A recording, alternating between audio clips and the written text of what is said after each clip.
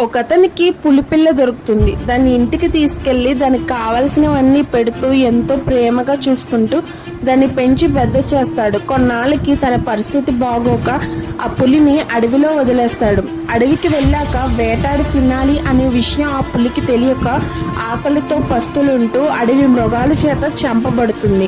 కొంతమంది తమ పిల్లలకి అతి గారాబం చేస్తూ అడిగిందల్లా ఇస్తుంటారు. పిల్లలు ఏదైనా అడిగినప్పుడు ఒక టార్గెట్ పెట్టి ఆ టార్గెట్ రీచ్ అయితేనే ఇస్తాను అనే ఒక కండిషన్ పెడితే లైఫ్లో ఏది ఈజీగా రాదు అని వాళ్ళు అప్పటి నుంచే తెలుసుకుని పెరుగుతారు. అలా కాకుండా అడిగిందల్లా ఇస్తూ ఉంటే సర్టెన్ ఏజ్ వచ్చేసరికి వాళ్ళ లైఫ్లో ఏది సాధించలేక ఒక ఫెయిల్యూర్గా మిగిలిపోతారు. మన పిల్లలు ఒక సక్సెస్ఫుల్గా వేటాడే పులిలా ఉండాలన్నా ఒక ఫెయిల్యూర్గా ఉండాలన్నా మన చేతుల్లోనే ఉంటుంది. నిర్ణయం మీ చేతుల్లోనే ఉంది.